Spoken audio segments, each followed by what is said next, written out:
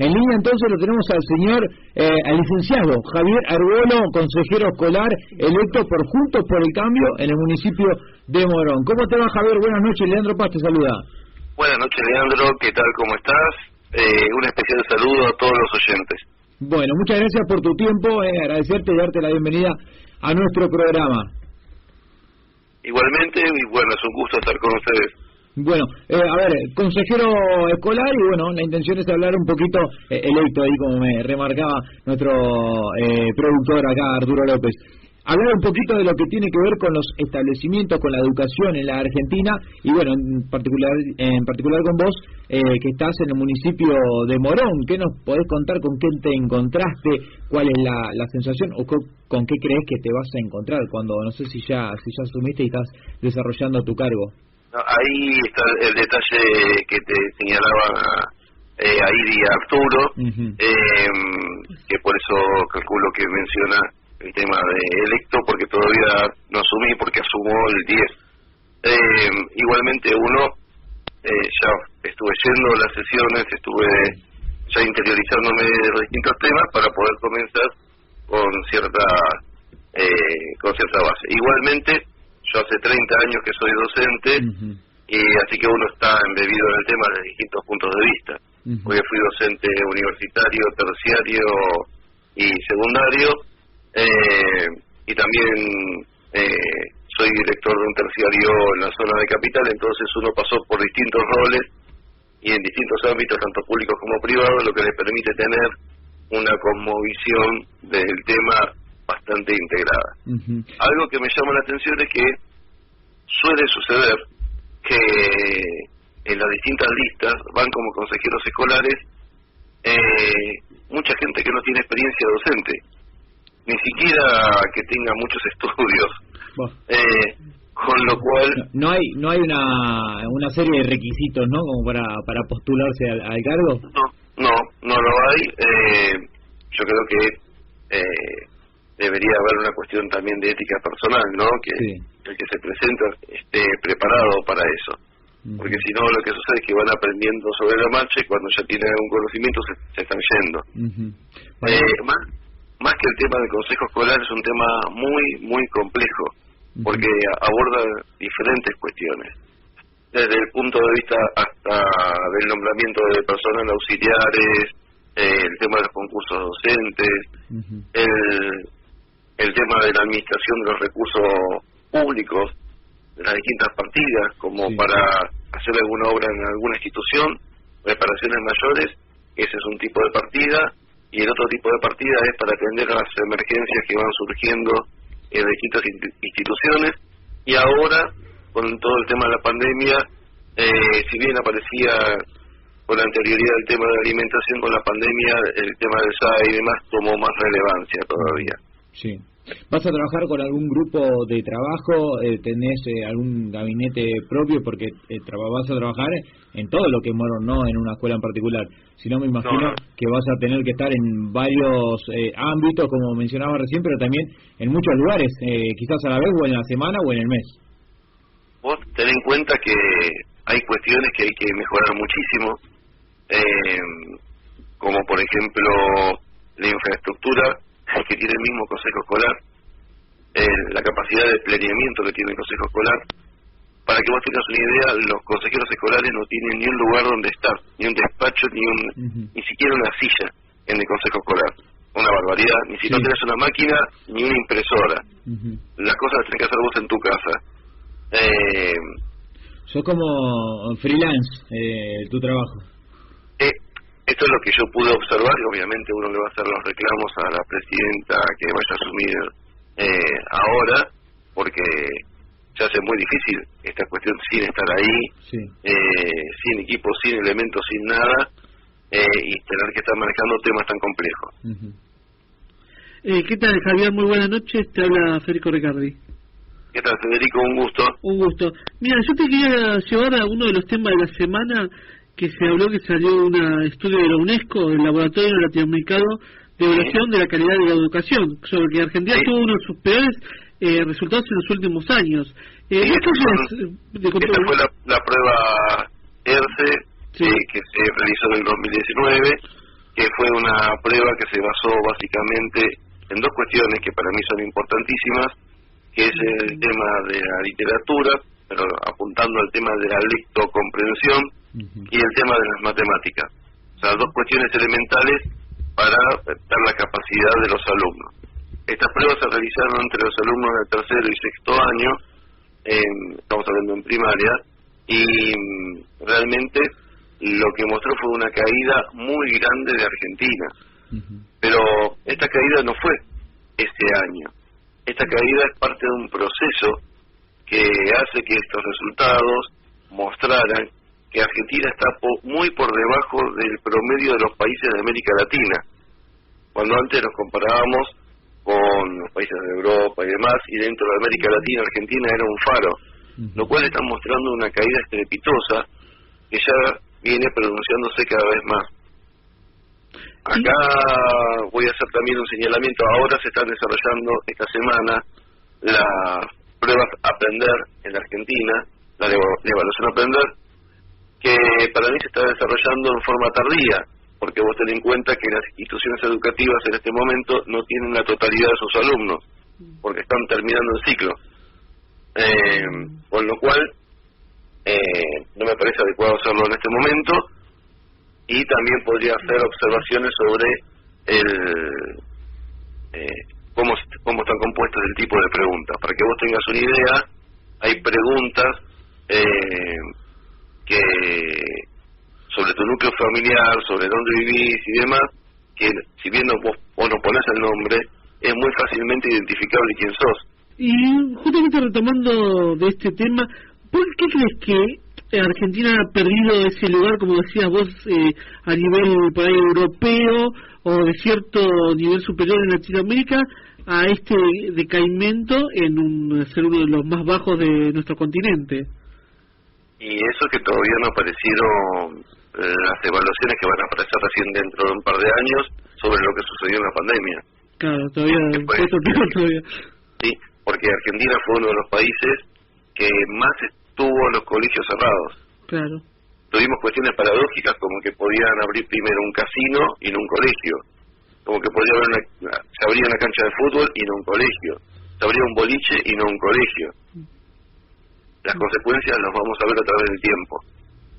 Yo que estoy en las aulas, hoy estuve dando clase, te puedo decir que eso se percibe, se ve claramente en el daño que sufrieron los alumnos, desde el punto de vista psicológico, social y de aprendizaje.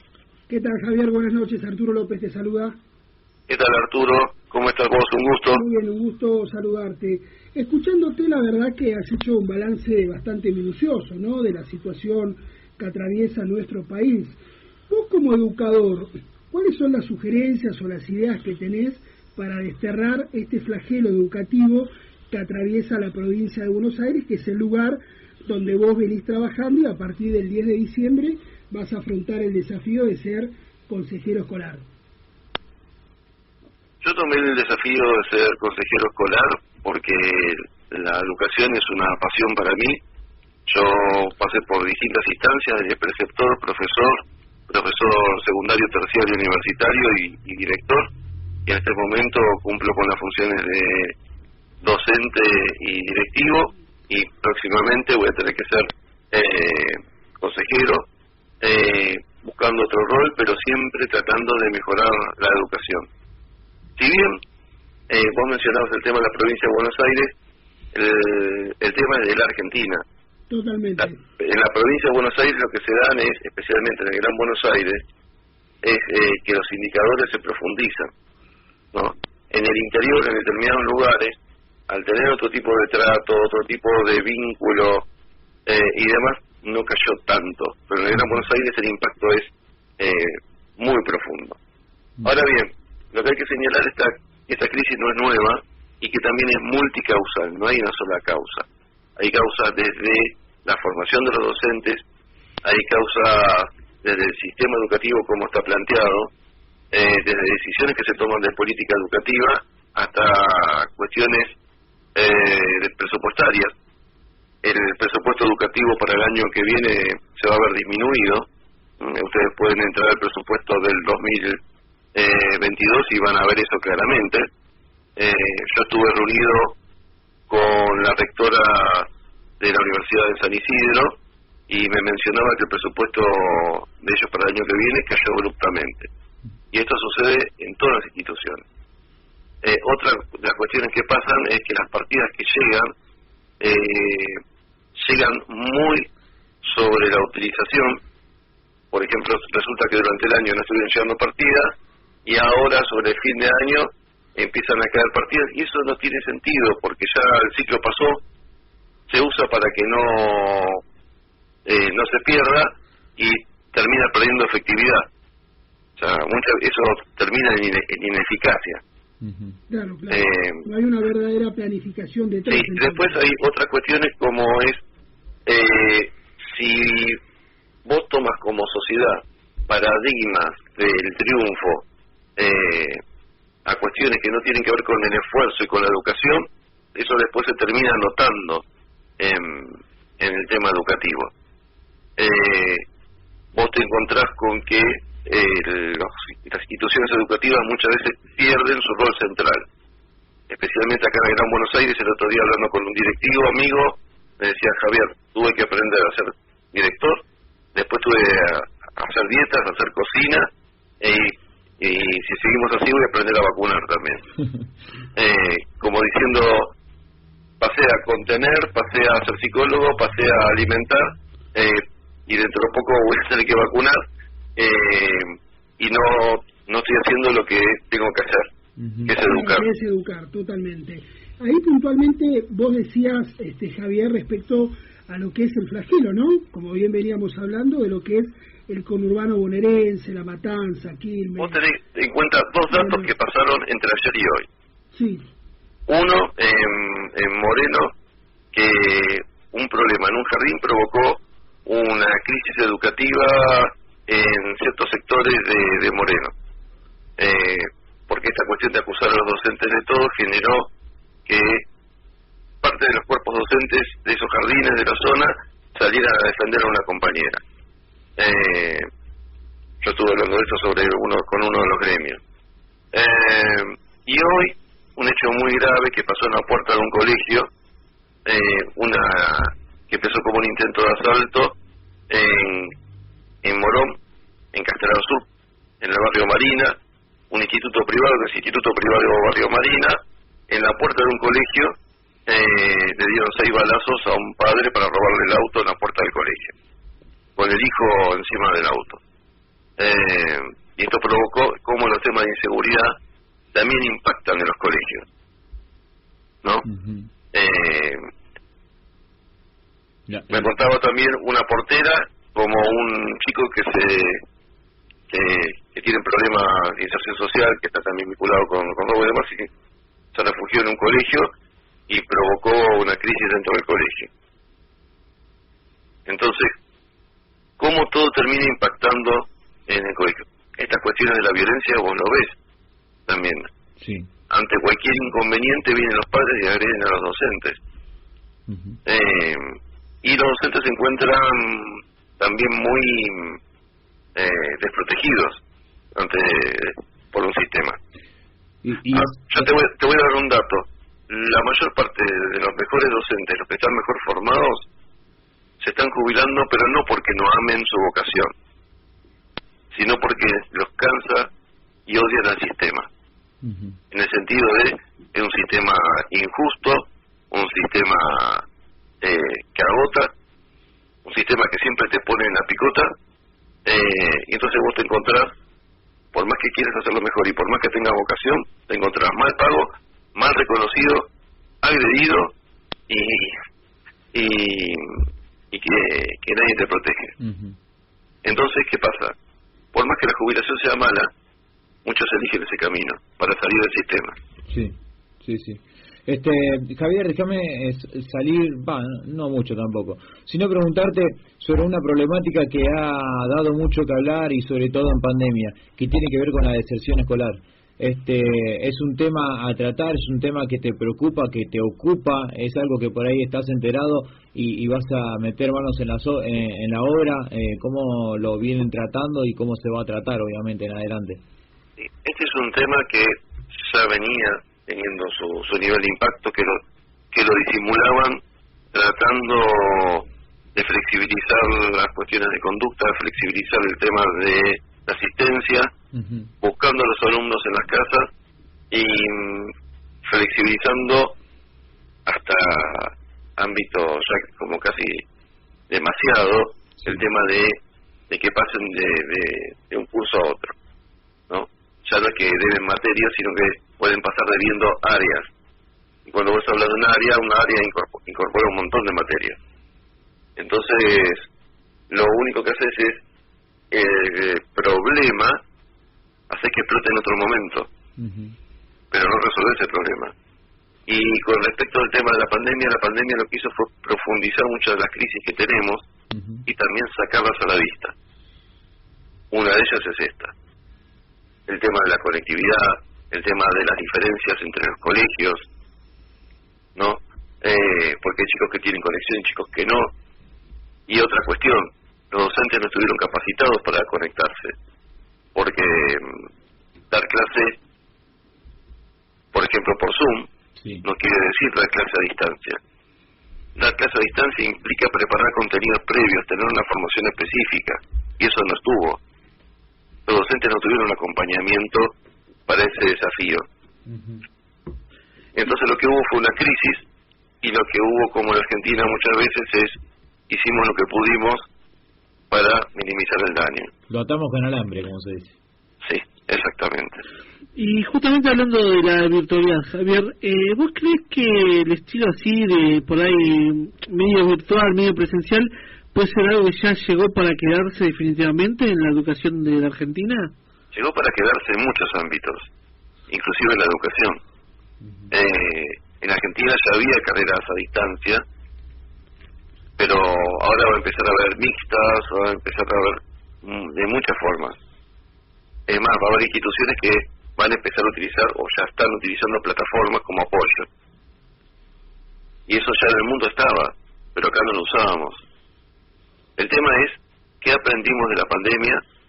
Si vamos a volver hacia lo anterior sin utilizar, sin incorporar ninguna enseñanza, por ejemplo esto que está diciendo vos, si quedan alguna de estas herramientas como apoyo o no, o sí, o sea, si pensamos en el futuro, bueno, muchas veces, vos fíjate, una de las crisis que hay es, tenemos un choque cultural en las aulas, ¿no? Vos tenés colegios en mal estado y con un diseño del siglo XVIII, tenés docentes del siglo XX y alumnos del siglo XXI. ¿Cómo no va a haber conflicto? ¿Cómo no va a haber choque cultural? Porque no nos adaptamos, ni social, ni cultural, ni infraestructura. Por ejemplo, ahora, un dato. Adelantaron el inicio de clase. Vos date una vuelta por los colegios que estén cerca de donde estés vos. Fíjate si están preparados o no para trabajar con calor. No están preparados. Javier, por último, para no quitarte más tiempo y agradeciéndote tus minutos, te quería preguntar, volviendo un poco a lo que es el ámbito local del municipio de Morón, ¿qué opinión te merece los primeros 2 años de Lucas Gil como intendente y digamos cuál es su interés y preocupación respecto a lo que es el tema que vos venís trabajando, que es la educación? ¿Qué evaluación hacés de su gestión? La gestión de Lucas Gui dejó bastante que desear, se escudan en el tema de la pandemia, pero Lucas Gui ya estuvo antes como intendente. Y los resultados concretos, como se dice en términos científicos empíricos, demuestran que esos resultados fueron bastante acotados, para no hablar, digamos, mal sobre una gestión, ¿no? Pero la gestión fue realmente bastante pobre. Bien, estamos hablando con Javier Argolo. Gracias, Javi, por tu tiempo. Queríamos agradecerte, molestarte un viernes a la noche, tu amabilidad, la verdad, más que eso. Muchas gracias a ustedes por tener la amabilidad de llamarme y siempre estoy a disposición para lo que deseen. Muchas gracias. Javier Argolo, consejero escolar electo por Juntos por el Cambio en el municipio de Morón.